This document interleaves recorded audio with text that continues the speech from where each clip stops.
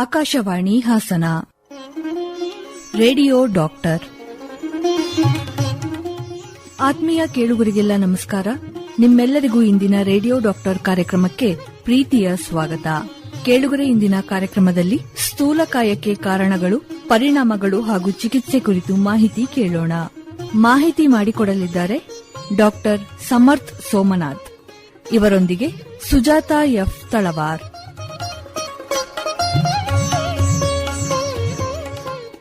ನಮ್ಮ ಎಲ್ಲ ಪ್ರೀತಿಯ ಕೇಳುಗರಿಗೆ ನಮಸ್ಕಾರ. ಇಂದಿನ ರೇಡಿಯೋ ಡಾಕ್ಟರ್ ಕಾರ್ಯಕ್ರಮಕ್ಕೆ ನಿಮ್ಮೆಲ್ಲರಿಗೂ ಸ್ವಾಗತ. ಇವತ್ತಿನ ಕಾರ್ಯಕ್ರಮದಲ್ಲಿ ನಮ್ಮ ಜೊತೆಗೆ ಮಾಹಿತಿಯನ್ನ ಮಾಡಿಕೊಡ್ಲಿಕ್ಕೆ ನಮ್ಮ ಸ್ಟುಡಿಯೋಗೆ ಬಂದಿದ್ದಾರೆ ಡಾಕ್ಟರ್ ಸಮರ್ಥ್ ಸೋಮನಾಥ್ ಅವರು. ಸರ್ ನಮಸ್ತೆ. ನಮಸ್ತೆ. ಕಾರ್ಯಕ್ರಮಕ್ಕೆ ಸ್ವಾಗತ ತಮಗೆ. ಇವತ್ತಿನ ಕಾರ್ಯಕ್ರಮದಲ್ಲಿ ನಾವು ಒಬೆಸಿಟಿ ಅಥವಾ ಬೊಜ್ಜು, ಇದಕ್ಕೆ ಕಾರಣಗಳೇನು, ಏನಾದ್ರೂ ಚಿಕಿತ್ಸೆ ಇದೆಯಾ ಅಥವಾ ನಮ್ಮ ಜೀವನ ಕ್ರಮದಲ್ಲಿ ಏನಾದ್ರೂ ಬದಲಾವಣೆ ಮಾಡ್ಕೋಬೇಕಾ, ಇದರಿಂದ ಏನೇನು ತೊಂದರೆಗಳಾಗುತ್ತೆ, ಈ ಎಲ್ಲದರ ಕುರಿತಂತೆ ಮಾಹಿತಿಯನ್ನ ಮಾಡ್ಕೊಳ್ಳೋಣ. ಬೊಜ್ಜು ಅಂತ ನೀವು ಯಾವಾಗ ಕನ್ಸಿಡರ್ ಮಾಡ್ತೀರಾ? ಅಂದ್ರೆ ಈಗ ಒಬ್ಬೊಬ್ಬರ ದೇಹದ ತೂಕವು, ಒಬ್ಬೊಬ್ಬರ ಎತ್ತರವು ಬೇರೆ ಬೇರೆ ಆಗಿರುತ್ತೆ. ಅದಕ್ಕೆ BMI ಬಿಟ್ರೆ ಬೇರೆ ಏನಾದ್ರೂ ತೊಂದರೆಗಳಾದಾಗ ಮಾತ್ರ ನೀವು ಅತಿಯಾದ ತೂಕ ಇದೆ ಅಂತ ಅನ್ಕೋತೀರಾ, ಹೇಗೆ? ಏನಂದ್ರೆ BMI ಅಂತ ಹೇಳ್ತೀವಲ್ಲ ಮ್ಯಾಮ್, ಅದು ಬಾಡಿ ಮಾಸ್ ಇಂಡೆಕ್ಸ್ ಅಂತ. ಸೊ ನಮಗೆ ಒಬ್ರು ಪರ್ಸನ್ ಹೈಟ್ ಎಷ್ಟಿರುತ್ತೋ ಅದ್ರ ಮೇಲೆ ವೇಟ್ ಎಷ್ಟು ನಾರ್ಮಲ್ ಆಗಿರ್ಬೇಕು ಗೊತ್ತಾಗುತ್ತೆ. So body mass index normal ಆಗಿ ಕಂಪೇರ್ ಟು ವೆಸ್ಟರ್ನರ್ಸ್ ಬೇರೆ ಪಾಪ್ಯುಲೇಷನ್ ಅವರಿಗೆ, ಏಷ್ಯನ್ಸ್ ಅವರಿಗೆ ಬೇರೆ ತರ ಇರುತ್ತೆ. ಸೊ ಏಷ್ಯನ್ ಪಾಪ್ಯುಲೇಷನ್ ಅವರಿಗೆ 23ಕ್ಕಿಂತ ಕಮ್ಮಿ ಇದ್ರೆ ನಾರ್ಮಲ್, 18 to 23 ನಾರ್ಮಲ್. ಅದೇ 23ಕ್ಕಿಂತ ಜಾಸ್ತಿ ಇದ್ರೆ ಓವರ್ ವೇಟ್ ಅಂತ ಹೇಳ್ತೀವಿ, ಅಪ್ ಟು BMI 25. ಅದೇ 25ಕ್ಕಿಂತ ಜಾಸ್ತಿ ಇದ್ರೆ ಅವ್ರನ್ನ ಒಬೆಸಿಟಿ ಅಂತ ಹೇಳಲಾಗುತ್ತದೆ. So any person BMI about 25, especially Indians ಅಥವಾ ಏಷ್ಯನ್ಸ್ ಅವರಿಗೆ ಒಬೆಸಿಟಿ ಅಂತ ಹೇಳ್ತೀವಿ. ಈಗ BMI ನ ಚೆಕ್ ಮಾಡ್ಕೊಳ್ಳಕ್ಕೆ ಎಲ್ಲರ ಕೈಲಿ ಮೊಬೈಲ್ಗಳಿದೆ, ಆಪ್ಗಳಿದೆ.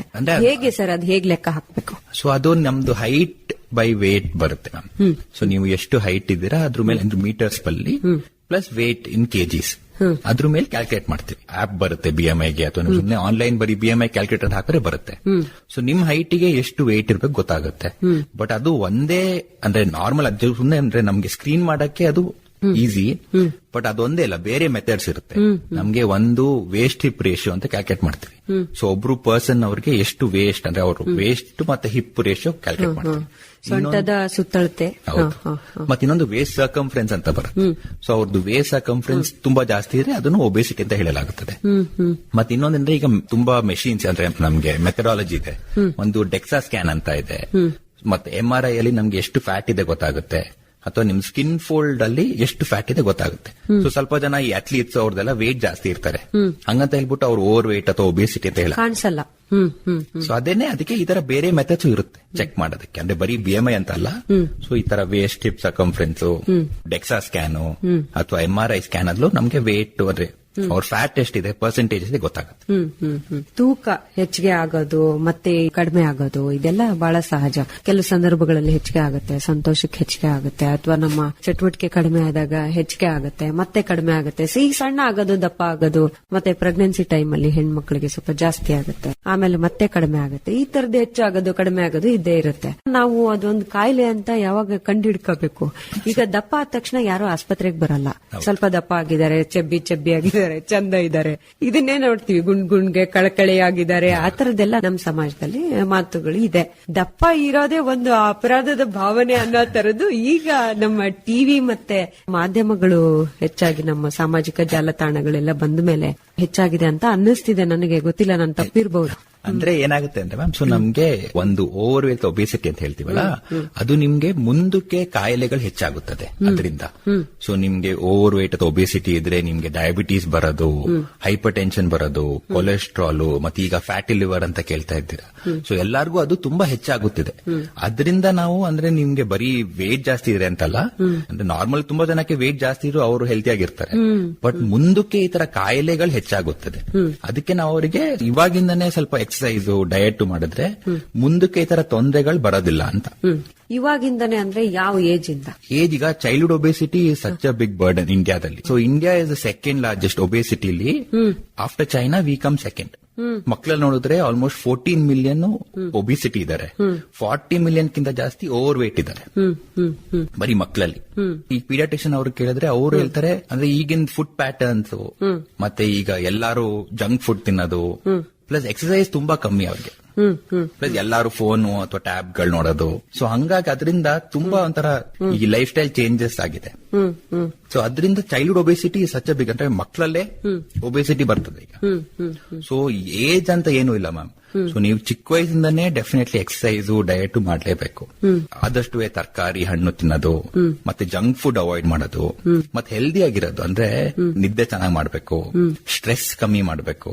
ಅಂದ್ರೆ ಮಕ್ಕಳಲ್ಲೂ ಈಗ 10th 12th ಅವ್ರಿಗೆಲ್ಲ ತುಂಬಾ ಸ್ಟ್ರೆಸ್ ಇದೆ. ಸೊ ಅದನ್ನೆಲ್ಲ ಡೆಫಿನೆಟ್ಲಿ ಅಂದ್ರೆ ಏಜ್ ಅಂತೂ ಇಲ್ಲ, ಯಾವ ಏಜ್ ಅಲ್ಲಿ ಬೇಕಾದ್ರೂ ಈ ಬೊಜ್ಜು ಸಮಸ್ಯೆ ಕಾಣಿಸ್ಕೋಬಹುದು. ಅವಾಗೊಂದ್ ಕಾಲ ಇತ್ತು, ಮಕ್ಕಳೆಲ್ಲ ಬಹಳ ಚಟುವಟಿಕೆಯಿಂದ ಆಟ ಆಡ್ಕೊಂಡಿರುವಂತದ್ದು, ಸಣ್ಣಗೆ ಇರುವಂತದ್ದು, ಮಕ್ಕಳ ತರ ಇರ್ತಿದ್ರು.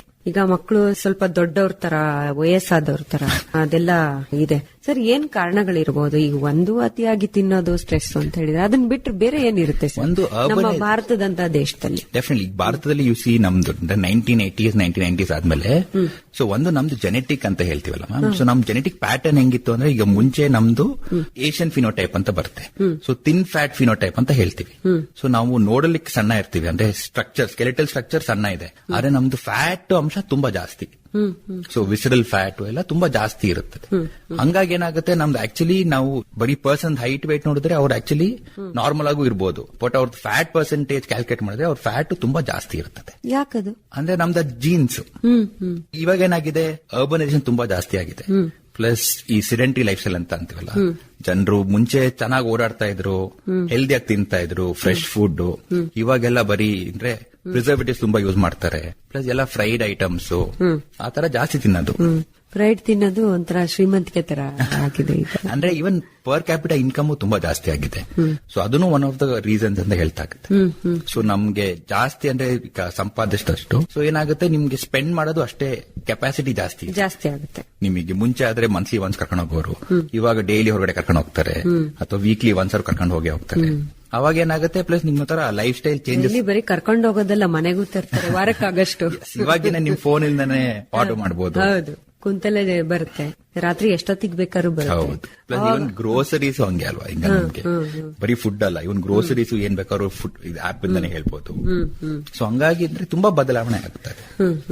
ಇದೆಲ್ಲ ಒಂದು ಅನುಕೂಲ ಆಗ್ಲಿ ಅನ್ನೋ ತರದ ಬದಲಾವಣೆ ನಮ್ಮ ದೇಹಕ್ಕೇನೆ ಅನಾನುಕೂಲ ಆಗ್ತಾ ಇದೆ. ಸರ್, ಒಂದ್ ಹೇಳಿದ್ರಿ, ನಮ್ಮ ಜೆನೆಟಿಕ್ ಅಲ್ಲೇನೆ ಬರುತ್ತೆ ಫ್ಯಾಟ್ ಜಾಸ್ತಿ ಇರುವಂತದ್ದು, ಅಂದ್ರೆ ಏಷ್ಯನ್ ಕಂಟ್ರೀಸ್ ಅವ್ರಿಗೆ ಅಂತ ಹೇಳಿದ್ರಿ. ಮತ್ ಬೇರೆ ಚಟುವಟಿಕೆ ಇಲ್ಲದೆ ಇರುವಂತದ್ದು, ಅದನ್ನ ಹೊರತಾಗಿ ಏನಾದ್ರೂ ಕಾಯಿಲೆಗಳಿಂದ ಬೊಜ್ಜುತನ ಬರುತ್ತಾ?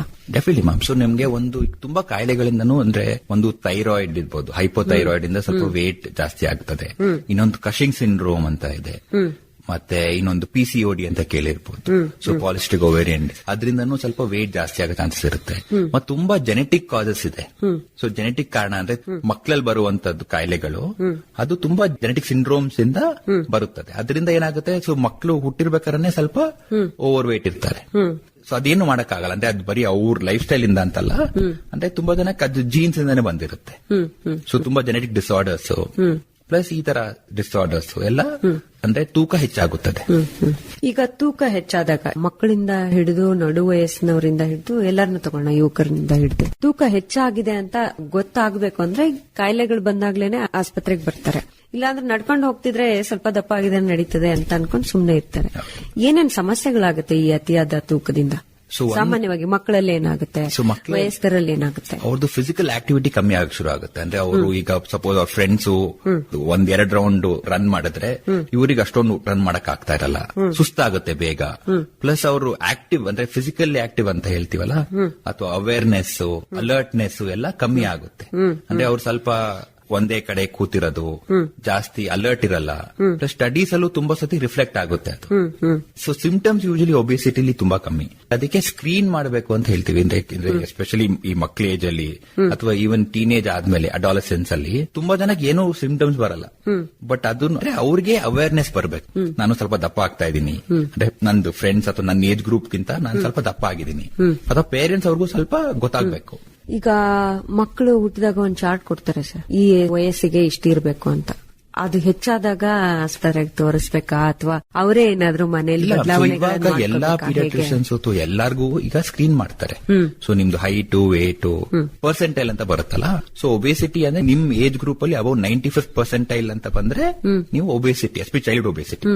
ಅಡಲ್ಟ್ ಗೆ ನಾವು ಮೆಜರ್ಮೆಂಟ್ ಎಲ್ಲ ಮಾಡ್ತೀವಿ. ಈಗ BMI ಮಾಡಬಹುದು ಅಥವಾ ವೇಸ್ಟ್, ಹಿಪ್ ಸರ್ಕಂಫರೆನ್ಸ್ ಅವೆಲ್ಲ ರೇಷಿಯೋ ಮಾಡ್ತೀವಿ. ಬಟ್ ಮಕ್ಕಳಿಗೆ ಏನಾಗುತ್ತೆ, ಬರೀ ಅವ್ರ ಹೈಟ್, ವೇಟ್ ಮೇಲೆ ಪರ್ಸೆಂಟೈಲ್ ಬರುತ್ತೆ. ಸೊ ಅವರು 95th ಪರ್ಸೆಂಟೈಲ್ ಗಿಂತ ಜಾಸ್ತಿ ಇದ್ರೆ ಅದನ್ನ ಒಬೇಸಿಟಿ ಹೇಳ್ತಾರೆ. ಅದೇ 85 90 ಗಿಂತ ಜಾಸ್ತಿ ಇದ್ರೆ ಓವರ್ ವೇಟ್ ಅಂತ ಹೇಳ್ತಾರೆ. ಏನೇನ್ ಸಮಸ್ಯೆಗಳು ಕಾಣಿಸ್ಕೊಳ್ಳುತ್ತೆ ಸರ್ ಮಕ್ಕಳಲ್ಲಿ ಏನಂದ್ರೆ ನಾನು ಹೇಳ್ದಂಗೆ ಸಿಂಪ್ಟಮ್ಸ್ ತುಂಬಾ ಕಮ್ಮಿ ma'am. So India is the diabetes capital of the world. So ಈಗ ಡಯಾಬೆಸಿಟಿ ಅಂತ ಹೇಳ್ತಾ ಇದ್ವಿ, ಅಂದ್ರೆ ಟ್ವಿನ್. ನಮ್ಗೆ ಇದು ಡಯಾಬಿಟಿಸ್ ಪ್ಲಸ್ ಒಬೇಸಿಟಿ. ಸೊ ಅದು ನಮ್ಗೆ ಅದ್ ಮೇನ್ ಕಾರಣ ಏನಕ್ಕೆ ಡಯಾಬಿಟಿಸ್ ಇಷ್ಟೊಂದು ಜಾಸ್ತಿ ಯಾಕಂದ್ರೆ ಒಬೇಸಿಟಿ ಇಂದ. ಸೊ ಒಬೇಸಿಟಿಯಿಂದ ನಮ್ಗೆ diabetes, hypertension, high cholesterol, fatty liver ಜಾಸ್ತಿ ಆಗೋದು, ಮತ್ತೆ ಇನ್ನೊಂದು ಸ್ಲೀಪ್ ಆಪ್ನಿಯಾ ಅಂತ ಅಂತೀವಿ, ಗೊರ್ಕೆ ಜಾಸ್ತಿ ಬರೋದು, ಅವೆಲ್ಲ ಕಾರಣ ತುಂಬಾ ಜಾಸ್ತಿ ಆಗ್ತಾ ಇದೆ. ಪ್ಲಸ್ ನಿಮ್ಗೆ ಎಸ್ಪೆಷಲಿ 50 ವರ್ಷ 60 ವರ್ಷ ಆದ್ಮೇಲೆ ಆರ್ಥರೈಟಿಸ್ ಎಲ್ಲ ಇರುತ್ತಲ್ಲ, ಅದೆಲ್ಲ ಮೇನ್ ಕಾರಣ ವೇಟ್, ಆಸ್ಟಿಯೋಆರ್ಥರೈಟಿಸ್. ಸೊ ಮತ್ತೆ ಇವನ್ ಕ್ಯಾನ್ಸರ್ಸ್ ಎಷ್ಟೊಂದು ಲಿಂಕ್ ಆಗ್ತಾ ಇದೆ ಫುಡ್ ಹ್ಯಾಬಿಟ್ಸ್ ಅದರಿಂದ. ಸೊ ತುಂಬಾ ಅಂದ್ರೆ ಬರೀ ಒಂದ್ ಕಾರಣ ಅಂತ ಅಲ್ಲ. ಸೊ ನಮಗೇನಂದ್ರೆ ಅದೊಂದು ಸ್ಪೆಕ್ಟ್ರಮ್. ಸೊ ಒಬೇಸಿಟಿಯಿಂದ ಎಲ್ಲಾ ಪಾರ್ಟಿಗೂ ಎಫೆಕ್ಟ್ ಆಗುತ್ತೆ. ಸೊ ನಿಮ್ದು ಇವನ್ ಮಾಬಿಲಿಟಿ ಅಂತ ಹೇಳ್ತೀವಲ್ಲ, ಮಾಬಿಲಿಟಿ ಅಂದ್ರೆ ನಿಮ್ದು ಲೈಫ್ ಸ್ಟೈಲು ಸ್ವಲ್ಪ ಕಮ್ಮಿ ಇದಿರುತ್ತೆ. ನಿಮ್ ಅಷ್ಟೊಂದು ಕೆಲಸ ಮಾಡಕ್ ಆಗಲ್ಲ, ಅಥವಾ ನೀವೇನು ಅಂದ್ರೆ ಆಕ್ಟಿವಿಟಿ ಆಗುತ್ತೆ. ಸೊ ಅದೆಲ್ಲ ಹೇಳಕ್ ಬೇಸರ, ಕೂರಕ್ ಬೇಸರ. ಸೊ ಅಂದ್ರೆ ಅದೆಲ್ಲ ಇವಾಗ ಗೊತ್ತಾಗಲ್ಲ, ಅದು ಮುಂದಕ್ಕೆ ಅವರಿಗೆ ಗೊತ್ತಾಗಲ್ಲ. ಇವೆಲ್ಲ ದೈಹಿಕ ಚಟುವಟಿಕೆಗಳಲ್ಲಿ ಆಗುವಂತಹ ಬದಲಾವಣೆಗಳು. ಮಾನಸಿಕವಾಗಿ ಏನೇನಾಗುತ್ತೆ ಸರ್? ಸೊ ಅವ್ರಿಗೆ ತುಂಬಾ ಜನಕ್ಕೆ ಈಗ ಎಸ್ಪೆಷಲಿ ಓವರ್ ವೇಟ್ ಅವ್ರಿಗೆ ಮೂಡ್ ಡಿಸಾರ್ಡರ್ಸ್ ಅಂತ ಹೇಳ್ತೀವಿ. ಅವ್ರ ಮೂಡ್ ತುಂಬಾ ಲೋ ಮೂಡ್. ಮತ್ತೆ ಇನ್ನೊಂದು ಏನಂದ್ರೆ ಅವರಿಗೆ ಈಟಿಂಗ್ ಡಿಸಾರ್ಡರ್ಸ್ ಇರುತ್ತೆ. ಸೊ ಸೆಲ್ಫ್ ಎಸ್ಟೀಮ್ ಇರುತ್ತಲ್ಲ, ಅದು ತುಂಬಾ ಕಮ್ಮಿ. ಲೋ ಸೆಲ್ಫ್ ಎಸ್ಟೀಮ್ ಇರುತ್ತೆ. ಅವರೆಲ್ಲೂ ಹೊರಗಡೆ ಬರಕ್ ಆಗಲ್ಲ, ಅಥವಾ ಹೊರಗಡೆ ಬರಕ್ ಬಯಸಲ್ಲ. ಸೋಷಿಯಲಿ ಒಂಥರ ಒಂಥರ ಐಸೋಲೇಟೆಡ್. ಸೊ ಅದೆಲ್ಲ ತುಂಬಾ ಈ ಒಬೇಸಿಟಿ ಅವರಿಗೆ ಬರುತ್ತೆ. ಆಮೇಲೆ ಹೊರಗಡೆ ಸೊಸೈಟಿನಲ್ಲಿ ಎಲ್ಲರೂ ಹೋದಾಗ ರೇಗ್ಸೋದು ಆ ತರದೆಲ್ಲ ಆಗುತ್ತೆ. ಸೊ ಅದಕ್ಕೆ ಅಂತ ಸ್ಟಿಗ್ಮಾ ತರ ಬಂದ್ಬಿಟ್ಟಿದೆ. ಈಗ ಒಬೇಸಿಟಿ ಅಂದ್ರೆ ಅವರವರೇ ಸ್ಟಿಗ್ಮಾ ಮಾಡ್ಕೊಂತಾರೆ. ನಾನು ಹೊರಗಡೆ ಬರಲ್ಲ, ಅಥವಾ ನಾನು ಬರೀ ಒಂದೇ ಕಡೆ ಇರ್ತೀನಿ ಅಂದ್ರೆ. ಸೊ ಇವಾಗ ಏನಾಗಿದೆ, ಅಟ್ಲೀಸ್ಟ್ ಜನಕ್ಕೆ ಗೊತ್ತಾಗ್ತಾ ಇದೆ, ಟ್ರೀಟ್ಮೆಂಟ್ ಇದೆ. ಸೊ ಇದರಿಂದ ಅಂದ್ರೆ ಹೊರಗಡೆ ಬರ್ಬೋದು. ಈಗ ಮುಂಚೆ ಏನಾಗ್ತಾ ಇತ್ತು, ಬರೀ ಎಕ್ಸರ್ಸೈಸ್, ಡಯಟ್ ಬಿಟ್ಟರೆ ಬೇರೆ ಏನೂ ಇರ್ತಾ ಇರಲಿಲ್ಲ. ಬಟ್ ಇವಾಗ ತುಂಬಾ ಒಳ್ಳೆ ಮೆಡಿಸಿನ್ಸ್ ಬಂದಿದೆ. ನಾನು ಹೇಳ್ದಂಗೆ, ಸೊ ಇಟ್ಸ್ ನಾಟ್ ಓನ್ಲಿ ಜಾಸ್ತಿ ತಿನ್ನೋದ್ರಂತ ಅಲ್ಲ. ಸೊ ಮೆಡಿಕಲ್ ಕಾರಣದಿಂದನೂ ಒಬೇಸಿಟಿ ಬರ್ಬೋದು. ಪ್ಲಸ್ ಅವರಿಗೆ ಅಟ್ಲೀಸ್ಟ್ ಟ್ರೀಟ್ಮೆಂಟ್ ಇದೆ. ಈಗ ಟ್ರೀಟ್ಮೆಂಟ್ ಇದೆ ಸರ್. ಈಗ ಈ ಟ್ರೀಟ್ಮೆಂಟ್ ಗಳ ಬಗ್ಗೆ ಬಹಳಷ್ಟು ಮಿತ್ಸ್ ಇದೆ ಅಲ್ವಾ, ತಪ್ಪು ಕಲ್ಪನೆಗಳಿದೆ. ಈಗ ಡಾಕ್ಟರ್ ಅದನ್ನೆಲ್ಲ ಕ್ಯಾಲ್ಕುಲೇಟ್ ಮಾಡಿ ನಿಮ್ಗೆ ಇದು ಬೇಕು ಇದು ಬೇಡ ಅಂತ ಡಿಸೈಡ್ ಮಾಡಿ ಎಲ್ಲ ಹೇಳಿ ಮಾತ್ರೆಗಳನ್ನ ಕೊಟ್ಟ ಮೇಲೆ ತಗೋಬಾರ್ದು, ಏನೋ ಆಗ್ಬಿಡುತ್ತೆ, ಆ ತರದ್ದೆಲ್ಲ ಇದೆ. ಏನೇನಿದೆ ಆ ತರದ್ದು? ಸೊ ಇವಾಗ ಆಕ್ಚುಲಿ ನಾವು ಮೇನ್ ಒಬೇಸಿಟಿ ಟ್ರೀಟ್ ಮಾಡ್ತಾ ಇರೋದು GLP-1 ರಿಸೆಪ್ಟರ್ ಆಗ್ಯೋನಿಸ್ಟ್ ಅಂತ ಬಂದಿದೆ. ಅದೇನಂದ್ರೆ ನಮ್ಗೆ ಸೊ ಈಗ ಆಲ್ಮೋಸ್ಟ್ 7 years ಇಂದ ನಾವು ಯೂಸ್ ಮಾಡ್ತಾ ಇದೀವಿ. ಬಟ್ ಇಲ್ಲಿ ಇಂಡಿಯಾಗೆ ಬಂದಿದ್ದು ಒಂದು 3-4 years ಆಗಿದೆ. ಬಟ್ ಅದೇನಂದ್ರೆ ನಮ್ಗೆ ಸೊ ನಿಮ್ದು ಸೆಟೈಟಿ ಅಂದ್ರೆ ನಿಮ್ಗೆ ಹಂಗರ್, ಹೊಟ್ಟೆ ಹಸೆದು ಎಲ್ಲ ಕಮ್ಮಿ ಮಾಡುತ್ತೆ. ಪ್ಲಸ್ ಅದರಿಂದ ನಮ್ಗೆ ಇವನ್ ಗ್ಲೂಕೋಸ್ ಲೆವೆಲ್ಸ್ ಕಮ್ಮಿ ಬರುತ್ತೆ. ಸೊ ಹಂಗಾಗಿ ಅದು ಶುಗರ್ ಅವ್ರಿಗೆ ತುಂಬಾ ಹೆಲ್ಪ್ ಆಗುತ್ತೆ. ಬಿಕಾಸ್ ಅದು ನಮ್ಗೆ ವೇಟ್ ಲಾಸ್ ಆಗುತ್ತೆ, ಪ್ಲಸ್ ಅದ್ರ ಜೊತೆ ಶುಗರ್ಸ್ ಕಂಟ್ರೋಲ್ ಆಗುತ್ತೆ. ಇವಾಗ ಇಂಡಿಯಾದಲ್ಲಿ ಲಾಸ್ಟ್ ಇಯರ್ ಇಂದ ಸೊ ಬರೀ ಅದನ್ನ ವೇಟ್ ಲಾಸ್ಗೆ ಅಪ್ರೂವ್ ಆಗಿದೆ. ಸೊ ನಿಮ್ದು BMI ಅಬೌಟ್ 27 ಇದ್ರೆ ಈಗ ಇಂಜೆಕ್ಟೇಬಲ್ ಡ್ರಗ್ ಬಂದಿದೆ, ಅದು ಬರೀ ವೇಟ್ ಲಾಸ್ಗೆ ಅಪ್ರೂವ್ ಆಗಿದೆ. ಸೊ ನಿಮ್ಗೆ ವೀಕ್ಲಿ 1 ಇಂಜೆಕ್ಷನ್ ಬರುತ್ತೆ. ಸೊ ಅದೊಂದು ಡೆಫಿನೆಟ್ಲಿ ಅಂದ್ರೆ ತುಂಬಾ ಜನಕ್ಕೆ ಏನಾಗುತ್ತೆ, ಅದು ತಗೊಂಡ್ರೆ side effect, definitely side effect ಇದ್ದೇ ಇರುತ್ತೆ. ಬಟ್ ನಾವು ರಿಸ್ಕ್ ಬೆನಿಫಿಟ್ ರೇಷಿಯೋ ಅಂತ ನೋಡ್ತೀವಿ. ಅಂದ್ರೆ ಏನು ನಮ್ಗೆ ಅಂದ್ರೆ ರಿಸ್ಕ್ ಏನಾಗುತ್ತೆ, ಬಟ್ ಅದಕ್ಕಿಂತ ಬೆನಿಫಿಟ್ ಏನಿದೆ ಅದು ನೋಡ್ತೀವಿ. ಸೊ ನಿಮ್ಗೆ ರಿಸ್ಕ್ ಅಂದ್ರೆ ಡೆಫಿನೆಟ್ಲಿ ಸೈಡ್ ಎಫೆಕ್ಟ್ ಏನಂದ್ರೆ ಸ್ವಲ್ಪ ಗ್ಯಾಸ್ಟ್ರೈಟಿಸ್ ಆಗ್ಬಹುದು, ಮತ್ತೆ ಸ್ವಲ್ಪ ಜನಕ್ಕೆ ವಾಮಿಟಿಂಗ್, ಲೂಸ್ ಮೋಷನ್ ಆತರ ಆಗ್ಬಹುದು. ಬಟ್ ಅದೇ ಅದರಿಂದ ಬೆನಿಫಿಟ್ ಈ ತರ ಎಲ್ಲಾ ಕಾಯಿಲೆಗಳು ಮುಂದಕ್ಕೆ ಬರೋದು ತುಂಬಾ ಕಮ್ಮಿ ಆಗುತ್ತೆ. ಪ್ಲಸ್ ಅಂದ್ರೆ ಇಟ್ಸ್ ಪ್ರೂವನ್, ಅಂದ್ರೆ ನಿಮ್ಗೆ ಎಷ್ಟೋ 1000 ಜನ ಮೇಲೆ ಟೆಸ್ಟ್ ಮಾಡ್ಬಿಟ್ಟು ಆಮೇಲೆ ಅಪ್ರೂವ್ ಆಗಿರೋದು. ಆದ್ರೆ ಒಂದು ಮಾತು, ಇದನ್ನ ವೈದ್ಯರ ಸಲಹೆಯ ಮೇರೆಗೆ ಮಾತ್ರ ಡೆಫಿನೆಟ್ಲಿ ಅಲ್ವಾ. ಸೊ ಇವಾಗ ತುಂಬಾ ಜನ ಏನ್ ಮಾಡ್ತಾ ಇದಾರೆ, ಅವರವರೇ ತಗೊಳ್ತಾ ಇರೋದು. ಅಂದ್ರೆ ಫಾರ್ಮಸಿಲಿ ಹೋಗ್ಬಿಟ್ಟು ನಂಗೆ ಇದ್ಕೊಡಿ ವೇಟ್ ಲಾಸ್ ಎಂದು ಇಂಜೆಕ್ಷನ್ ಕೊಡೋದಿಲ್ಲ ಅಲ್ವಾ ಸರ್, ಕೊಡಬಾರ್ದು ಅಲ್ವಾ. ಹೌದು, ಬಟ್ ಈಗ ಆನ್ಲೈನ್ ಫಾರ್ಮಸಿನೂ ಬಂದಿದಾವೆ. ಸೊ ತುಂಬಾ ಜನ ಸುಮ್ನೆ ಆರ್ಡರ್ ಮಾಡ್ತಾ ಇದಾರೆ ವಿತೌಟ್ ಪ್ರಿಸ್ಕ್ರಿಪ್ಷನ್. ಅದೇನಾಗ್ತಾ ಇದೆ, ಅವರೇ ಸೆಲ್ಫ್ ಮೆಡಿಕೇಶನ್ ಮಾಡ್ತಾ ಇದಾರೆ. ಅದು ತುಂಬಾ ಅಂದ್ರೆ ಅವರಿಗೆ ಡೋಸ್ ಗೊತ್ತಿರಲ್ಲ, ಪ್ಲಸ್ ಅದ್ರ ಬಗ್ಗೆ ಬಗ್ಗೆ ತಿಳುವಳಿಕೆ ಇರಲ್ಲ. ಸೊ ಎಲ್ಲರಿಗೂ ಅಪ್ರೂವ್ ಆಗಲ್ಲ ಅದು, ಅಂದ್ರೆ ಎಲ್ಲರಿಗೂ ಕೊಡ್ಬೇಕು ಅಂತ ಇರಲ್ಲ. ಸೊ ಸ್ವಲ್ಪ ಜನ ಏನ್ ಮಾಡ್ತಾರೆ, ಈ ಎಸ್ಪೆಷಲಿ ಈ ಟೀನೇಜ್ ಅಲ್ಲಿ ಸ್ವಲ್ಪ ದಪ್ಪ ಇದ್ರೆ ನಾನು ಚೆನ್ನಾಗ್ಬೇಕು ಅಂತ ತಗೊಂತಾರೆ. ಸೊ ಅದೆಲ್ಲ ಮಾಡಂಗಿಲ್ಲ. ಸಣ್ಣ ಆಗಕ್ಕೆ ಏನೇನ್ ಮಾತ್ರೆಗಳು ಬೇಕೋ ಎಲ್ಲೆಲ್ಲಿ ಸಿಗುತ್ತೋ ಅದನ್ನೆಲ್ಲ ಎಕ್ಸ್ಪೆರಿಮೆಂಟ್ ಅವರ ದೇಹದ ಮೇಲೆ ಅವರೇ ಮಾಡ್ಕೊಳಂಗಿಲ್ಲ. ಸರ್, ಈಗ ಇದರ ಹೊರತಾಗಿ ಈಗ ನೀವು ಹೇಳಿದ್ರಿ ನಮ್ಮ ವೈದ್ಯಕೀಯ ವಿಜ್ಞಾನ ಬೆಳೆದಂತೆ ಅನೇಕ ಅಂದ್ರೆ ಪ್ರಯೋಗಗಳು ಪ್ರತಿದಿನ ಜಗತ್ತಿನಾದ್ಯಂತ ನಡೀತಾ ಇರುತ್ತೆ. ಯಾವುದು ಒಳ್ಳೇದೋ ಅದನ್ನ ಅಪ್ರೂವ್ ಮಾಡಿ ಮಾರ್ಕೆಟಿಗೆ ಬಿಡ್ತಾರೆ, ಅದನ್ನ ನೀವು ಪ್ರಿಸ್ಕ್ರೈಬ್ ಮಾಡ್ತೀರಾ. ಅದರ ಹೊರತಾಗಿಯೂ ನಾವು ಆಕ್ಟಿವ್ ಆಗಿರ್ಬೇಕು, ಬೊಜ್ಜು ಬರಬಾರ್ದು ಅಂದ್ರೆ ಡೆಫಿನೆಟ್ ಹೇಗೆ? ನಮ್ ಲೈಫ್ ಸ್ಟೈಲ್ ಅಂತ ಹೇಳ್ತೀವಲ್ಲ ಮ್ಯಾಮ್. ಸೊ ನಮ್ದು ಒಂದು most of us have desk job. ಒಂದೇ ಕಡೆ ಕೂತ್ಬಿಟ್ಟು ಅಲ್ಲೇ ಕೆಲಸ ಮಾಡ್ತೀವಿ. ಸೊ ಅಟ್ಲೀಸ್ಟ್ ಈಗ ಐದರ್ 5,000 ಸ್ಟೆಪ್ಸ್ 10,000 ಸ್ಟೆಪ್ಸ್ ಪರ್ ಡೇ ಅಂತ ಏನೋ ಲಿಮಿಟ್ ಇರುತ್ತಲ್ಲ, ಅದ್ರಲ್ಲಿ ನೀವು ಡೆಫಿನೆಟ್ಲಿ ಎಷ್ಟಾಗುತ್ತೋ ಅಷ್ಟು ವಾಕ್ ಅಥವಾ ಎಕ್ಸರ್ಸೈಸ್ ಮಾಡಿ ದಿನಕ್ಕೆ. ಅಟ್ಲೀಸ್ಟ್ ಮಿನಿಮಮ್ ಒಂದು 45 minutes to 1 hour physically active ಇರಬೇಕು. ಮತ್ತೆ ಅದಕ್ಕಿಂತ ಜಾಸ್ತಿ ನಮ್ದು ಡಯಟ್, ಅಂದ್ರೆ ನಮ್ದು 90% ಕಾರಣ ಒಬೇಸಿಟಿಗೆ ಎಕ್ಸರ್ಸೈಸ್ಗಿಂತ ಡಯಟ್. ಸೊ ನಾವು ಒಂದು ಅಂದ್ರೆ ಇಂಡಿಯಾದಲ್ಲಿ ನಮ್ದು main ingredient is carbohydrate. Rice ತಗೋಬಹುದು, ನಮ್ದು ಮೈದಾ, ಚಪಾತಿ ಯಾವ್ದಾದ್ರೂ ಎಲ್ಲ ಕಾರ್ಬೋಹೈಡ್ರೇಟ್. ಪ್ಲಸ್ ಪ್ರೋಟೀನ್ ತುಂಬಾ ಕಮ್ಮಿ ನಾವು ತಿನ್ನೋದು, ಎಸ್ಪೆಷಲಿ ವೆಜಿಟೇರಿಯನ್ ಅಲ್ಲಂತೂ ಡಯಟ್ ಅಲ್ಲಿ ಪ್ರೋಟೀನ್ ತುಂಬಾ ಕಮ್ಮಿ. ನೀವು ನಾನ್ ವೆಜ್ ಅಲ್ಲವರು ಅಂದ್ರೆ ಅವರು ತುಂಬಾ ಡೆನ್ಸಿ ಕ್ಯಾರಿಗಾಸ್ ಮಟನ್ ತಿನ್ಬಹುದು. ಬೇರೆ ಅದೆಲ್ಲ ಏನು ರೆಡ್ ಮೀಟ್ ಅಂತ ಹೇಳ್ತೀವಲ್ಲ, ಅದು ತುಂಬಾ harmful actually. So lean protein ತಗೋಬೇಕು ಆಕ್ಚುಲಿ. ಈಗ ಎಗ್ ವೈಟ್ ಅಥವಾ ನಿಮ್ ಚಿಕನ್, ಫಿಶ್, ವೈಟ್ ಮೀಟ್ ಅಂತ ಹೇಳ್ತೀವಿ. ಸೊ ಮತ್ತೆ ಫೈಬರ್, ಸ್ವಲ್ಪ ಸೊಪ್ಪುಗಳು, ತರಕಾರಿ, ಈ ಲೆಗ್ಯೂಮ್ಸ್ ಅವೆಲ್ಲ ತುಂಬಾ ಒಳ್ಳೇದು. ಬಟ್ ಇವಾಗ ಏನಾಗ್ತಾ ಇದೆ, ಎಲ್ಲಾರು ಆರ್ಡರ್ ಮಾಡೋದು, ಅಂದ್ರೆ ಒಂದೇ ಕಡೆ ಕೂತಿರೋದು, ಫಿಸಿಕಲ್ ಆಕ್ಟಿವಿಟಿ ಇಲ್ಲ. ಪ್ಲಸ್ ಇನ್ನೊಂದೇನಂದ್ರೆ ಸ್ಟ್ರೆಸ್ ತುಂಬಾ ಕಾಂಟ್ರಿಬ್ಯೂಟ್ ಮಾಡುತ್ತೆ ಒಬೇಸಿಟಿಗೆ. ಸ್ಟ್ರೆಸ್ ಯಾಕೆ ಕಾರಣ ಆಗುತ್ತೆ ಸರ್ ಒಬೇಸಿಟಿಗೆ? ಸೊ ಅಂದ್ರೆ ನಮ್ದು ಕಾರ್ಟಿಸಾಲ್ ಜಾಸ್ತಿ ಆಗುತ್ತೆ ಸ್ಟ್ರೆಸ್ ಇಂದ. ಸೊ ಕಾರ್ಟಿಸಾಲ್ ಜಾಸ್ತಿ ಆಗ್ಬೇಕಾದ್ರೆ ನಮ್ದು ಇಡೀ ಬಾಡಿಗೆ ಬ್ಯಾಲೆನ್ಸ್ ಸ್ವಲ್ಪ ಸ್ಟ್ರೆಸ್ ಅಂದ್ರೆ ಕಾನ್ಸ್ಟೆಂಟ್ ಸ್ಟ್ರೆಸ್. ಸೊ ಈಗ ದಿನಕ್ಕೆ ಒಂದು ಅರ್ಧ ಗಂಟೆ ಸ್ಟ್ರೆಸ್ ಇದ್ರೆ ಪರವಾಗಿಲ್ಲ, ನಮ್ಗೆ 24 ಗಂಟೆನೂ ಸ್ಟ್ರೆಸ್ ಇರ್ಬೇಕಾದ್ರೆ ಅದು ತುಂಬಾ ಹಾರ್ಮ್ಫುಲ್ ಆಗುತ್ತೆ. ಆ ತರದ್ದು ಕೂಡ ಬೊಜ್ಜಿಗೆ ಕಾರಣ ಆಗುತ್ತೆ. ಬರೀ ಕೂತ್ಕೊಂಡು ಕೆಲಸ ಮಾಡೋದಲ್ಲ, ಅದನ್ನ ಎಷ್ಟು ಸಂತೋಷವಾಗಿ ಮಾಡಿದ್ವಿ ಅನ್ನೋದು ಕೂಡ. ಸರ್, ಏನ್ ಮಾಡ್ಬೋದು ಅಂದ್ರೆ ನ್ಯಾಚುರಲ್ ಆಗಿ ಈಗ ಎಲ್ಲಾನು ಅಷ್ಟೇ ಆನ್ಲೈನ್ ಅಲ್ಲಿ ಎಲ್ಲರೂ ಹುಡ್ಕೋದು, ಏನ್ ಸೋಷಿಯಲ್ ಮೀಡಿಯಾದಲ್ಲಿ ಎಲ್ಲರೂ ಹುಡ್ಕೋದು ಅಂತಂದ್ರೆ ನ್ಯಾಚುರಲಿ ಹೆಂಗ್ ಕಡಿಮೆ ಮಾಡ್ಕೊಳ್ಳೋದು ಅಂತಾನೆ ನೋಡ್ತೀವಿ ಅಲ್ಲ. Natural is the best way. So ಹೇಳಿದ್ನಲ್ಲ, ಒಂದು ಎಕ್ಸರ್ಸೈಸ್ ಪ್ರಾಪರ್ ಅಂದ್ರೆ ನಿಮ್ಗೆ ಅಟ್ಲೀಸ್ಟ್ ಎಷ್ಟಾಗುತ್ತೋ ಅಷ್ಟು ವಾಕ್ ಎಕ್ಸರ್ಸೈಸ್ ಮಾಡಿ. ವಾಕ್ ಎಕ್ಸರ್ಸೈಸ್ ಮಾಡಿದ್ರು ಕಡಿಮೆ ಆಗಲ್ಲ ಅಂತಾರೆ, ಅವ್ರಿಗೇನ್ ಹೇಳ್ತೀರಾ? ಸೊ ಅವಾಗತ್ತೆ. ಪ್ಲಸ್ ಇವನ್ ಡಯಟ್ ತುಂಬಾ ಇಂಪಾರ್ಟೆಂಟ್. ಪ್ಲಸ್ ಅವ್ರು ಬೇರೆ ಈಗ ಏನಾಗುತ್ತೆ, ತುಂಬಾ ಸುತ್ತ ಏನ್ ಮಾಡ್ತಾರೆ, ಈಗ ಒಂದ್ ವೀಕ್ ವಾಕ್ ಡಯಟ್ ಮಾಡಿರ್ತಾರೆ, ಮತ್ತೆ ಆಮೇಲೆ ಎಲ್ಲರೂ ಹೋಗಿ ಚೆನ್ನಾಗಿ ತಿನ್ನೋದು ಅಥವಾ ಫಂಕ್ಷನ್ ಅಲ್ಲಿ ಹೋಗಿ ಚೆನ್ನಾಗಿ ತಿನ್ನೋದು, ಆ ತರ ಎಲ್ಲ ಮಾಡಿದ್ರೆ ಅದೇನು ಪ್ರಯೋಜನ ಆಗಲ್ಲ. ಸೊ ನೀವು ನಿಮ್ದು ಕನ್ಸಿಸ್ಟೆಂಟ್ ಆಗಿ ಮಾಡೋದು ಮುಖ್ಯ. ಪ್ಲಸ್ ನಿಮ್ಗೆ ರಿಸಲ್ಟ್ಸ್ ಡೆಫಿನೆಟ್ಲಿ ಕಾಣಿಸುತ್ತೆ. ಹೇಗಿರ್ಬೇಕು ಸರ್? ಅಂದ್ರೆ ಈಗ ವೆಯ್ಟ್ ಲಾಸ್ ಮಾಡ್ಕೊಳ್ಳೇಬೇಕು ಅಂತ ಹೊರಟಿರೋರ ಪ್ಲೇಟ್ ಹೇಗಿರ್ಬೇಕು? ಸೊ ಫಸ್ಟ್ ಒಂದು ನಮ್ಗೆ ವೆಯ್ಟ್ ಲಾಸ್ ಆಗ್ಬೇಕು ಅಂದ್ರೆ ಅವ್ರಿಗೆ ಕ್ಯಾಲರಿ ಡೆಫಿಸಿಟ್ ಇರಬೇಕು.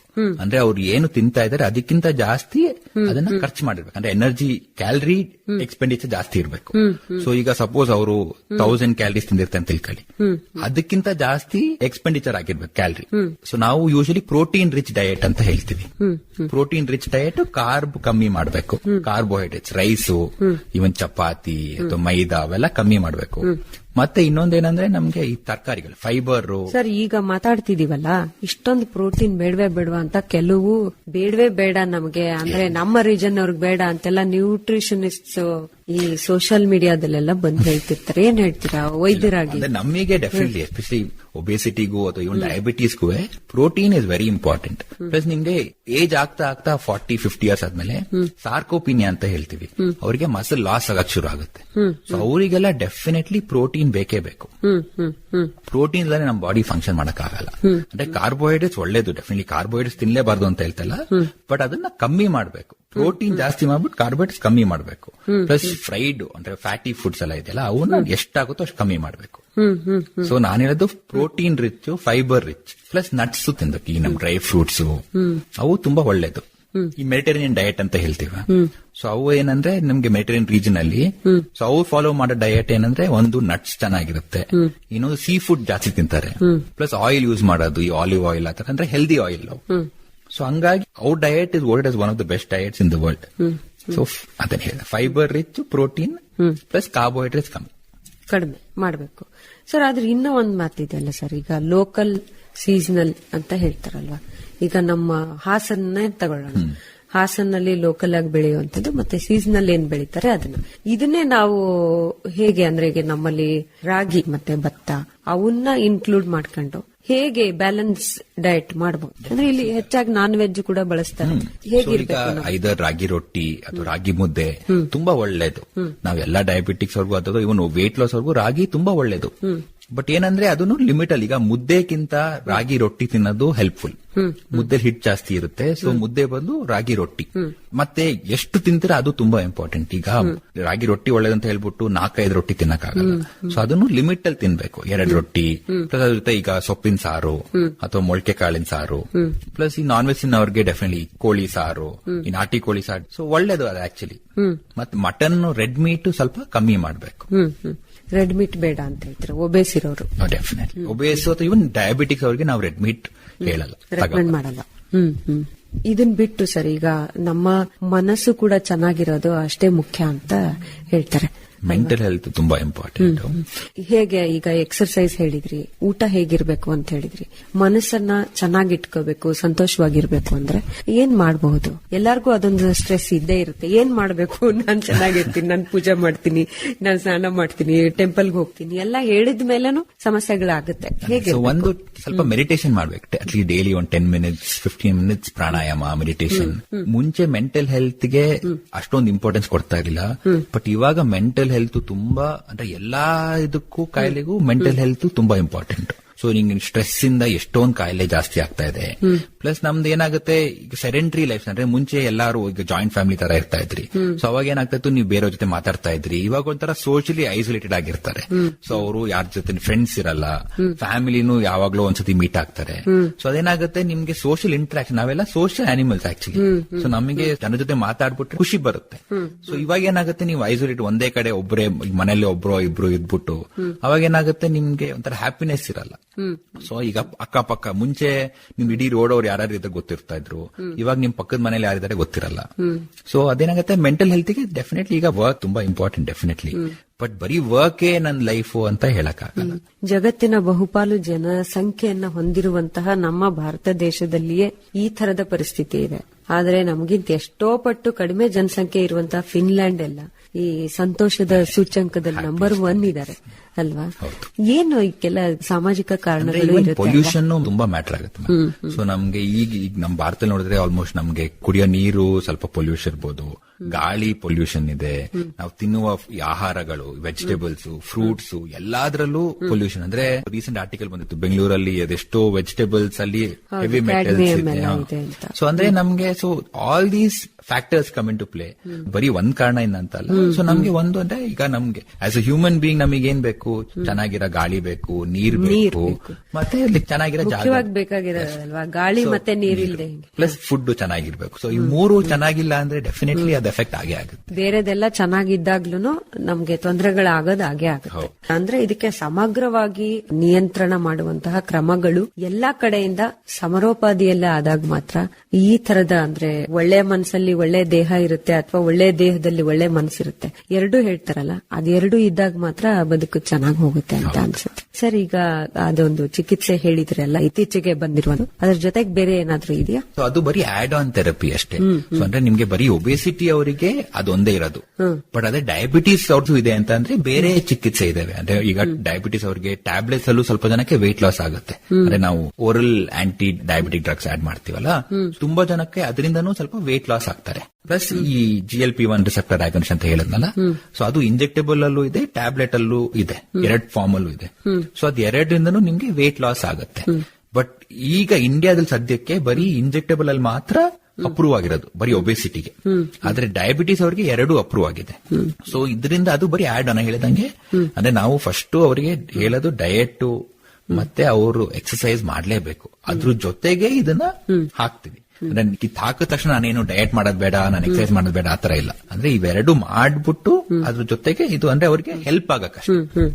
ತುಂಬಾ ಅವಶ್ಯಕತೆ ಇರೋರಿಗೆ ಮಾತ್ರ ನೀವು ವೈದ್ಯರು ನೋಡಿ ಕೊಡ್ತೀರಾ. ಸುಮ್ನೆ ನಾನು ಚಂದ ಕಾಣ್ಬೇಕು, ನನ್ಗೇನೋ ಒಂದ್ ಮದುವೆ ಇದೆ, ಇನ್ನೊಂದ್ ಯಾವ್ದೋ ಫಂಕ್ಷನ್ ಇದೆ, ಅಲ್ಲಿಗೆ ಹೋಗೋ ಹೊತ್ತಿಗೆ ಇಷ್ಟು ಕಡಿಮೆ ಆಗ್ಬೇಕು ಅನ್ನೋ ತರದವ್ರು ಬಂದ್ರೆ ಅವ್ರಿಗೆಲ್ಲ ಈ ಚಿಕಿತ್ಸೆ ಡೆಫಿನೆಟ್ಲಿ ಅಲ್ಲ. ಪ್ಲಸ್ ಇನ್ನೊಂದೇನಂದ್ರೆ ಸುಮ್ನೆ ಅವರೇ ತಗೋಬಾರ್ದು. ಪ್ಯಾರಾಮೀಟರ್ಸ್ ಇರುತ್ತೆ, ಯಾರಿಗ್ ಕೊಡ್ಬೇಕು ಯಾರಿಗ್ ಕೊಡ್ಬಾರ್ದು.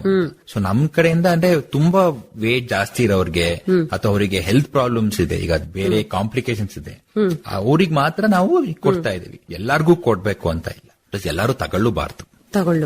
ವೈದ್ಯರ ಸಲಹೆ ಏನ್ ಹೇಳ್ತಾರೋ ಆ ಮಾತನ್ನ ಕೇಳಬೇಕು. ನಾವೇ ಹೋಗಿ ತಗೊಂಡ್ರೆ ಅದು ಖಂಡಿತ ಒಳ್ಳೇದು, ಖಂಡಿತವಾಗಿಯೂ ಅಲ್ಲ. ತುಂಬಾ ಧನ್ಯವಾದಗಳು ಸರ್. ಈಗ ಬೊಜ್ಜು ಒಂಥರ ಸ್ಟಿಗ್ಮಾ ಅಂತ ಹೇಳಿದ್ರಿ ನೀವು. ಆ ಸ್ಟಿಗ್ಮಾದ ಜೊತೆಗೆ ನಮಗೆ ಮಾನಸಿಕವಾಗಿ ಮತ್ತೆ ದೈಹಿಕವಾಗಿ ಕೂಡ ಅನೇಕ ಸಮಸ್ಯೆಗಳಾಗುತ್ತೆ. ಆ ತರದ ಎಲ್ಲಾ ಕಾರಣಗಳು ಇರೋದ್ರಿಂದ ಅದಕ್ಕೊಂದು ಹೊಸದಾಗಿ ಚಿಕಿತ್ಸೆ ಕೂಡ ಬಂದಿದೆ. ತೀರಾ ಅವಶ್ಯಕತೆ ಇರುವಂತವರು ವೈದ್ಯರ ಸಲಹೆ ಮೇರೆಗೆ ವೈದ್ಯರು ಹೇಳಿದರೆ ಮಾತ್ರ ಅದನ್ನ ತೆಗೆದುಕೊಳ್ಬಹುದು ಅಂತ ಹೇಳ್ತಾ ಇವತ್ತಿನ ಕಾರ್ಯಕ್ರಮ ಮುಗಿಸೋಣ. ನಮಸ್ಕಾರ. Thank you.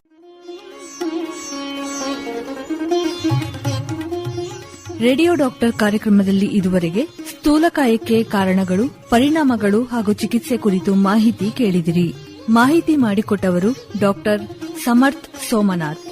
ಇವರೊಂದಿಗೆ ಸುಜಾತಾ ಎಫ್ ತಳವಾರ್.